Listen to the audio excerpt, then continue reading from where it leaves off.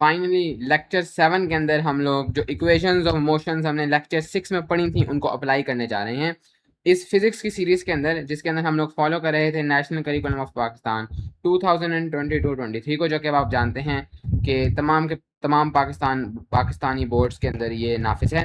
तो इस सिलेबस के अंदर आज की इस वीडियो में हमने इस एसएलओ को करना है, जिसके अंदर हम लोगों ने प्रॉब्लम्स को सॉल्व करना है इक्वेशंस ऑफ मोशन के थ्रू। अब इक्वेशंस ऑफ मोशंस या सुवैत इक्वेशंस, इनको हम लोगों ने पिछले लेक्चर में बड़े डिटेल से देख लिया था, और इसके अंदर ऑफ कोर्स अब आपको पता है ये क्या है। हम लोग इनको यूनिफॉर्मली एक्सेलरेटेड मोशन के लिए यूज़ करते हैं जो कि स्ट्रेट लाइन में हो, और इनके अंदर जो हम लोग अभी प्रॉब्लम्स करने वाले हैं उसमें हम लोग फ्री फॉल की प्रॉब्लम्स भी देखेंगे, जहाँ पर हमारे पास एक ग्रेविटेशनल फील्ड होती है और एयर रेजिस्टेंस को इग्नोर करेंगे।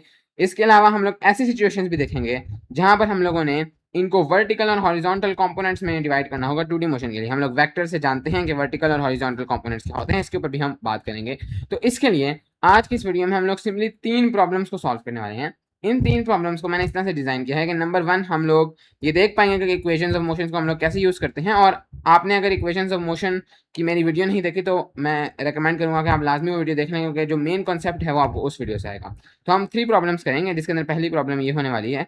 इनके थ्रू हमें, अगर हम ये 3 प्रॉब्लम्स कर लेंगे तो हमें जो ये एसएलओ डिमांड करा है हम उसको पूरी कर लेंगे, और हमें आइडिया हो जाएगा कि हम लोग इक्वेशंस ऑफ मोशंस को या इक्वेशंस ऑफ मोशन को कैसे इस्तेमाल करते हैं प्रॉब्लम्स के अंदर। तो ये हमारे पास सबसे पहली प्रॉब्लम है, और उससे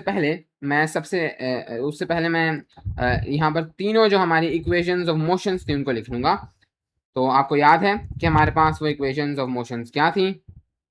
हम लोगों ने सबसे पहले जो फर्स्ट इक्वेशन ऑफ मोशन पढ़ी थी दैट वाज, हमारे पास वो थी जिसके अंदर हमारे पास मिसिंग थी, वो हम लोगों ने निकालनी थी फाइनल वेलोसिटी, जिसके अंदर हम लोग निकालते थे कि हम लोग इनिशियल वेलोसिटी को लेते थे, इसके अंदर ऐड कर देते थे एक्सेलरेशन और टाइम को। इसको हमने डिराइव कर लिया है ग्राफिकली भी और अलजेब्रिकली भी पिछली वीडियो में। इसके अंदर हमारे पास जो चीज़ मिसिंग थी दैट वाज डिस्टेंस। तो आपको पता है हमारे पास मेनली इस यूनिफॉर्म एक्सेलरेटेड मोशन में 5 वेरिएबल्स हैं, हम उनको कहते हैं SUVAT variables: distance, initial velocity, final velocity, acceleration and time. और ये जो हमारे पास इक्वेशंस हैं इनको हम लोग इक्वेशंस ऑफ मोशंस भी कहते हैं। Equations of motions, equations of motion यानी मोशन की इक्वेशंस, ये हमारे पास 3 स्टैंडर्ड मोशन की इक्वेशंस हैं। नंबर 1 तो ये है। नंबर 2 हमारे पास है जो डिस्टेंस की थी, distance is equal to u t plus half a t squared. ये भी हमने ड्राइव करी थी। इसके अंदर हमारे पास मिसिंग है फाइनल वेलोसिटी। और इसके बाद हमारे पास हमारी तीसरी इक्वेशन ऑफ मोशन थी that was 2as is equal to, और हम लोगों के पास था v squared minus u squared. Very simply इसके अंदर हमारे पास मिसिंग था टाइम। अब इसके अलावा ये तो हो गई 3 इक्वेशंस ऑफ मोशन। मैंने इसके ऊपर बात की थी कि हमारे पास अक्सर औकात 2 और इक्वेशंस ऑफ मोशन भी बना दी जाती हैं। इसके अंदर हम लोगों के पास एक में एक्सेलरेशन को मिसिंग कर दिया जाता है, और एक के अंदर हमारे पास उसको इनिशियल वेलोसिटी को मिस बना देते थे। लेकिन जो स्टैंडर्ड इक्वेशंस ऑफ मोशन है वो सिर्फ 3 है। हाँ, सुवैत इक्वेशंस हमारे पास 5 है, जिनके अंदर हमारे पास हर एक ना एक वेरिएबल लास्ट में मिसिंग होता है। लेकिन जो हमारे एसएलओ की डिमांड है उसके अंदर हमारे लिए ये 3 इक्वेशंस काफ़ी हैं। इन 3 से ये दोनों डिराइव की जा सकती हैं। तो अगर हमें ये नहीं भी आती तब भी हम इन 3 से हमारी तमाम की तमाम प्रॉब्लम्स को सॉल्व कर सकते हैं। तो ये था जल्दी से रिकैप। अब हम लोग बढ़ते हैं हमारी प्रॉब्लम्स की तरफ। नंबर 1 प्रॉब्लम हमें कहती है a car is moving at 10 metres per second. तो हमारे पास एक गाड़ी है जो कि चल रही है 10 मीटर्स पर सेकेंड पर। तो लीनियर मोशन तो हो गया। It accelerates uniformly. तो ओके, हमारी सेकंड कंडीशन भी मीट हो चुकी है कि वो यूनिफॉर्म एक्सेलरेशन से जा रही है। इसका मतलब हम लोग ये इक्वेशंस ऑफ मोशंस अप्लाई कर सकेंगे। तो हमारे पास जो एक्सेलरेशन है that is 2 metres per second square, और हमारे पास जो टाइम है दैट इज 8 सेकेंड्स। तो इस तरीके से हम लोगों के पास यहाँ पर, अगर मैं वाइट कलर सेलेक्ट कर लूँ, हम लोगों के पास अब हमने कैलकुलेट करना है सबसे पहले हमारी फाइनल वेलोसिटी यानी कि वी हम लोग कैसे कैलकुलेट करेंगे। तो we have the simple formula u plus a t. हम लोग सिंपली प्लग इन करेंगे। हमारे पास हमारी इनिशियल वेलोसिटी मौजूद है कि 10 मीटर्स पर सेकंड पर वो जा रही थी, 10 मीटर्स पर सेकंड। हमारे पास हमारी एक्सेलरेशन मौजूद है जो कि क्योंकि यूनिफॉर्म है तो एक ही रहेगी। हमारे पास हमारा टाइम मौजूद है। वेरी सिंपली हमने सब कुछ फॉर्मूले के अंदर प्लग इन किया। 10 plus 2 into 8, the final is 26 metres per second, यानी हमारे पास final velocity 26 metres per second बन जाएगी। Very simply. अब हमारे पास जो सेकंड चीज है, that is the distance travel. Okay, तो डिस्टेंस ट्रैवल यानी डिस्टेंस कितनी ट्रैवल हुई है, दिस इज हमारे पास इसका फॉर्मूला मौजूद है you t plus half a T square. अब हम लोग यहाँ पर देखते हैं, हमारे पास मौजूद है हमारी इनिशियल वेलोसिटी, हमारे पास मौजूद है हमारा टाइम, हमारे पास मौजूद है हमारा टाइम अगेन, हमारे पास हमारी एक्सेलरेशन भी मौजूद है। हम वेरी सिंपली सब कुछ यहाँ पर पुट कर देंगे और इधर से हमारे पास आंसर आ जाएगा 10 metres per second, 8 seconds plus half, acceleration है 2 metres per second square into 8 seconds square. तो अगर हम लोग इस सब को कैलकुलेटर में पुट करें, ये तो हो जाता है हमारे पास 80 metre second, second cancel, plus ये हमारे पास हो जाएगा 1 यहाँ से, और इसको अगर हम इसके साथ मल्टीप्लाई कर दें तो ये हमारे पास हो जाता है, ये वाला हिस्सा तो टोटल हो जाता है हमारे पास 1, यानी यहाँ पर ये बच जाता है 8 का स्क्वायर दैट इज 64, और ये हमारे पास हो जाएगा 64 मीटर्स पर सेकेंड, बल्कि ये हमारे पास होगा 64 मीटर्स, ये सेकंड स्क्वायर और ये कैंसिल हो जाएंगे। हमारा फाइनल आंसर हमारे पास आ जाएगा 80 plus 64 that is 144 metres. This means the distance this car travels is 144 metres. हमने ऑफिशियली इस प्रॉब्लम को सॉल्व कर लिया है using the first two equations of motion. Next question है हमारे पास फ्री फॉल के हवाले से। फ्री फॉल में हमारे पास ये होता है कि हमारे पास एक ऑब्जेक्ट है और वो हमारे पास अर्थ की तरफ गिरा है, और इसके अंदर हमारे पास जो अर्थ की ग्रेविटी है वो उसको नीचे की तरफ खींचती है। हम लोग फ्री फॉल की प्रॉब्लम्स में फिजिक्स के अंदर एयर रेजिस्टेंस को इग्नोर कर देते हैं, तो ये बहुत इंपॉर्टेंट चीज़ है कि आपकी जो एयर रेजिस्टेंस है उसको हम लोगों ने इग्नोर कर देना है, यानी कि एयर रेजिस्टेंस, तो अगर हम लोग गिने तो उससे ऑफ कोर्स उसके पाथ में डिफरेंस आएगा, लेकिन चूंकि वो बहुत कम होती है तो हम वैसे ही उसको निगलेक्ट कर देते हैं ताकि हमारी प्रॉब्लम्स कम्प्लेक्स ना हो।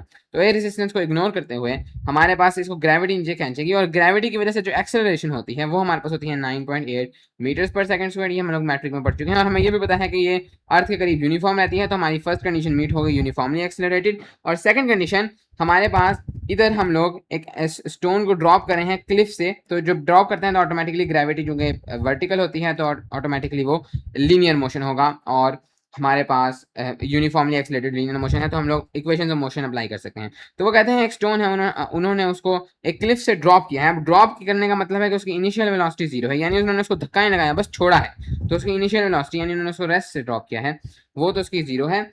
अब इसके अलावा उन्होंने कहा है कि जो हाइट थी, यानी कि वो नीचे गिरते तक जितनी डिस्टेंस ट्रैवल करेगा that is of course going to be 80 metres.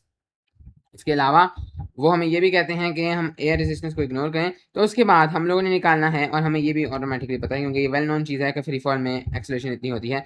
हमने निकालना है time taken to hit the ground, यानी जब वो ग्राउंड पे गिरता है तो उसको टाइम कितना लगता है, तो ये हम बहुत ही ईजिली निकाल सकते हैं अगर हम लोग अपनी इक्वेशंस ऑफ मोशंस को देखें।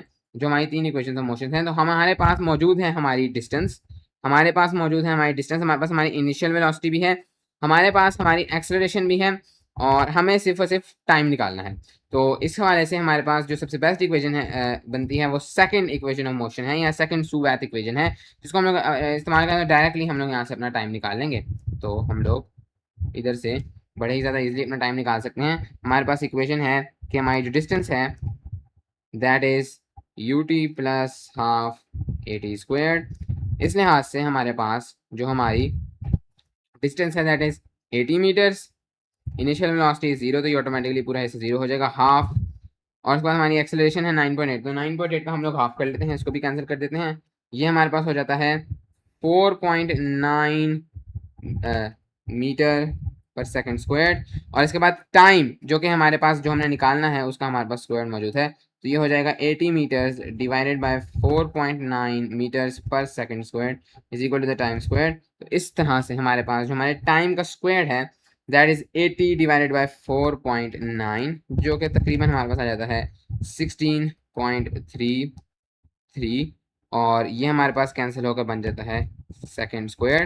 तो टी हमारे पास आ जाएगा 16 का स्क्वायर रूट, 16.33 का square root, that is approximately equal to 4 seconds. तो हमारे पास जो हमारा टाइम है, the time it takes is 4 seconds.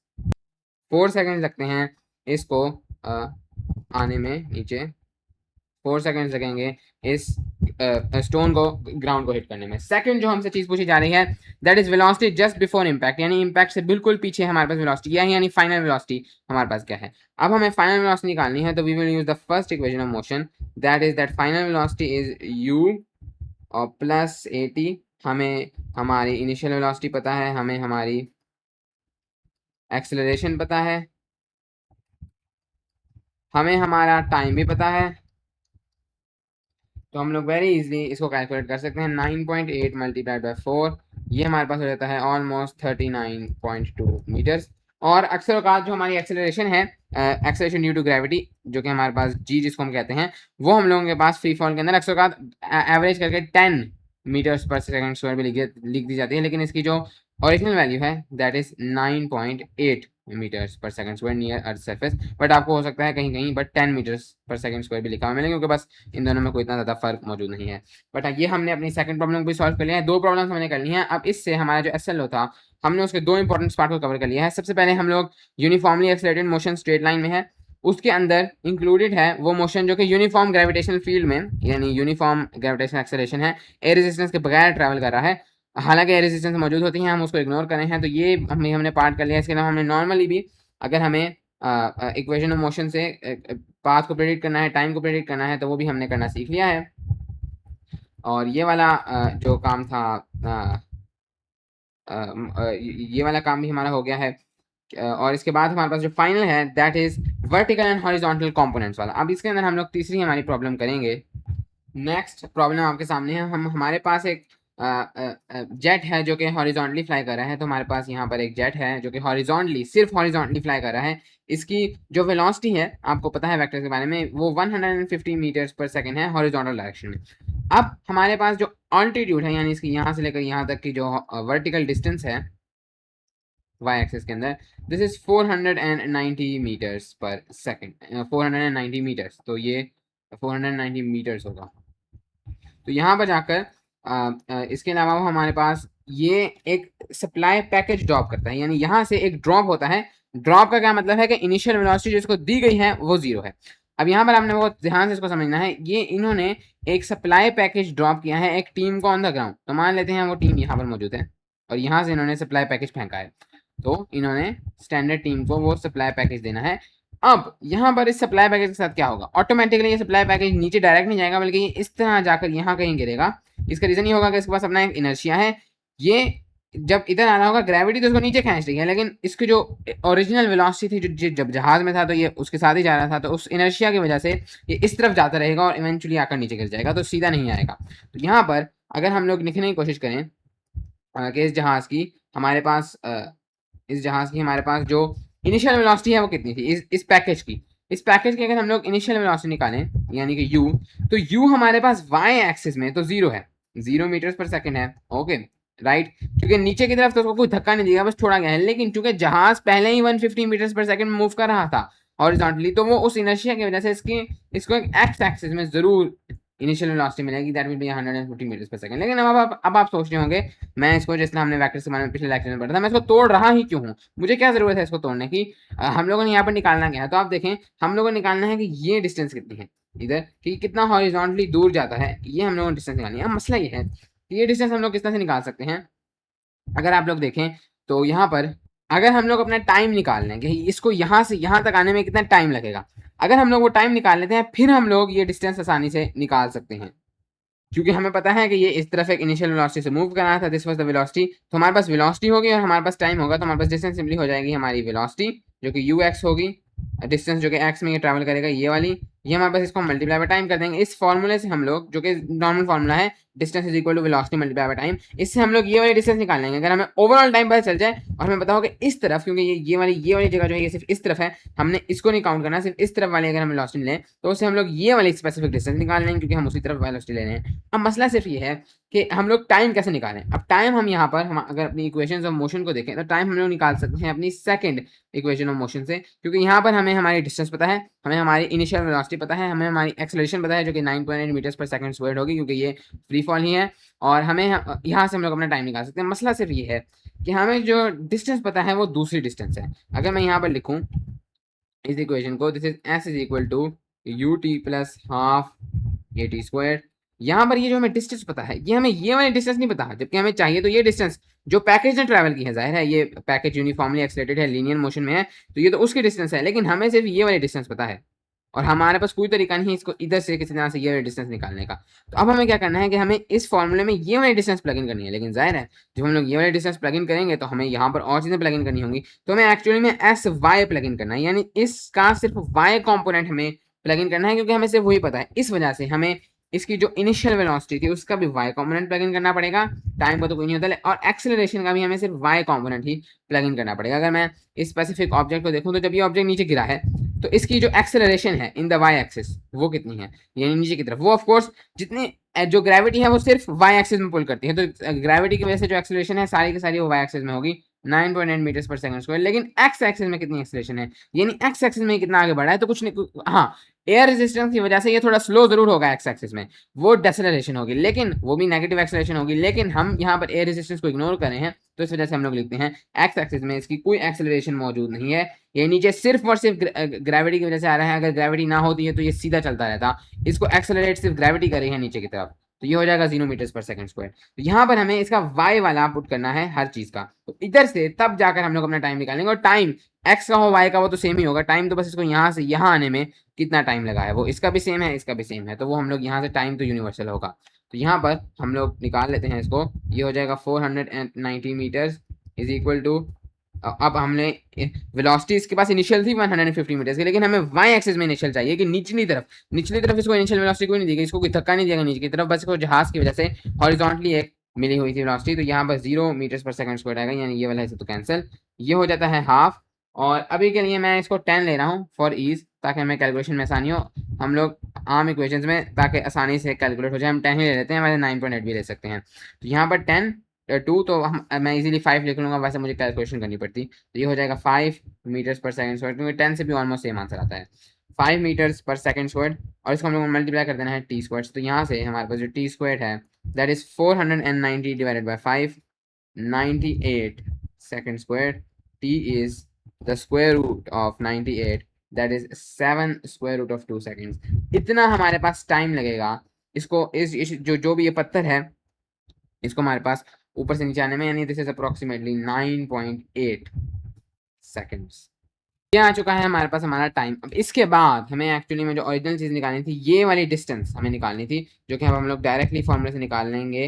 हमारे पास हमारी इनिशियल वेलोसिटी इस तरफ 150 मीटर्स पर सेकंड, मल्टीप्लाई कर देंगे हम लोग इसको टाइम को, मैं इसको एवरेज करके लिख रहा हूँ 10 सेकेंड्स, तो हमारे पास आ जाता है 1500 metres. This is the distance कि ये जो है जो ओरिजिनल इसका पाथ था उससे ये डाइवर्ट कर जाएगा इन द एक्स एक्सिस, और इतना हॉरिजॉन्टली ये जाएगा टॉप पॉइंट से, ड्रॉप पॉइंट से ये पैकेज लैंड करेगा। तो हमारे पास हमारा इस लेक्चर से हम लोगों ने आज के इस लेक्चर से हम लोगों ने इस एसएल लॉ को कवर कर लिया है, जिसके अंदर हम लोगों ने इक्वेशंस ऑफ मोशंस के थ्रू प्रॉब्लम्स को सॉल्व किया है, जिसके अंदर हम लोगों ने फ्री फॉल को देखा, और इसके साथ साथ हम लोगों ने देखा कि कैसे हम लोग वर्टिकल और हॉरिजॉन्टल कंपोनेंट्स में डिवाइड कर देते हैं 2D मोशन को, जहां पर हमें ज़रूरत होती है, जहां पर हमें ज़रूरत होती है इसको करने की, वहां पर हम लोग इसको करके अपने आंसर्स को सॉल्व कर सकते हैं। मुझे उम्मीद है आज का लेक्चर 7 आपको बहुत ज़्यादा पसंद आया होगा, और आज के इस लेक्चर से आपको ये एसएल बहुत ज़्यादा अच्छे तरीके से समझ आ गया होगा।